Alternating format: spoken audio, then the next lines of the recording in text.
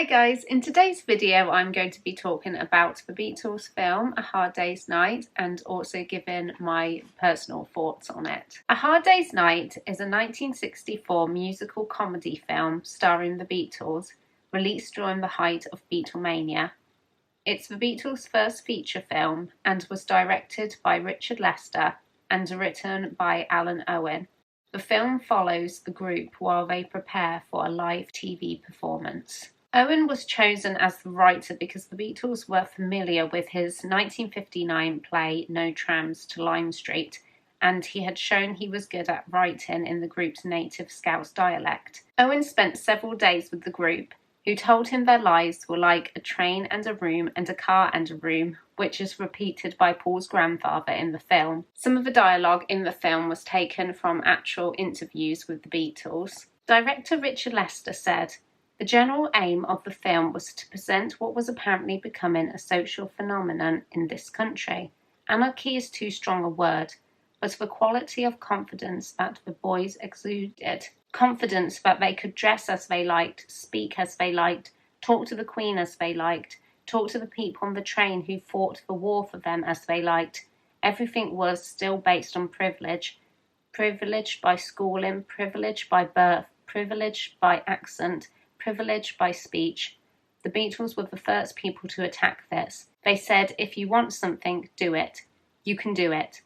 Forget all this talk about talent or ability or money or speech. Just do it." Irish actor Wilfrid Brambell, who played Paul McCartney's fictional grandfather, John McCartney, was already well known to British television audiences as a co-star in the sitcom Steptoe and Son. The recurring joke that he was very clean reflects a contrast to his sitcom role, where he was always referred to as a dirty old man. For American audiences, the comment was more of a joke on the Beatles being constantly called very clean. Other leading cast members were Norman Rossington, who played the Beatles' manager Norm, John Junkin played the group's road manager Shake, and Victor Spinetti played the television director. Mal Evans also appears briefly in the film, and George Harrison met his wife-to-be Pattie Boyd on the set. She made an uncredited appearance as one of the schoolgirls on the train. Phil Collins, later a member of the band Genesis,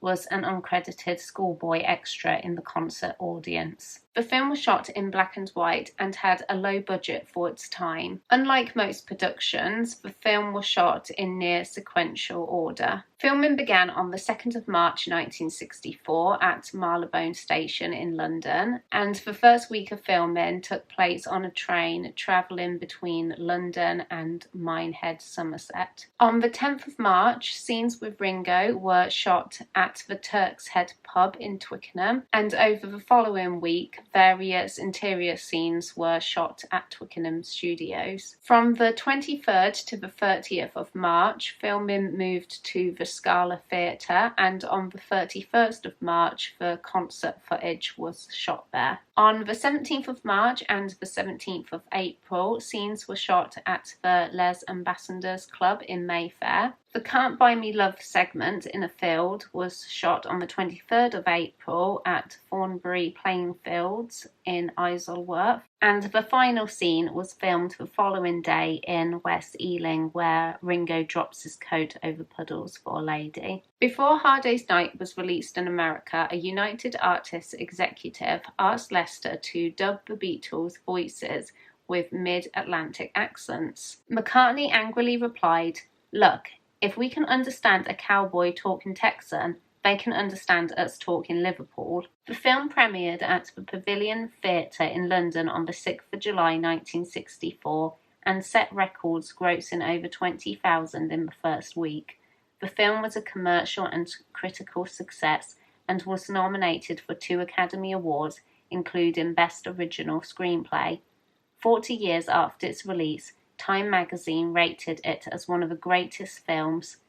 The film is also one of the most influential musical films, inspiring the Monkees television show, pop music videos, and various other musical films. Now for my personal thoughts on the film. I love this film so much. It's one of my favourite films. Not only do I love being able to watch the Beatles act and form.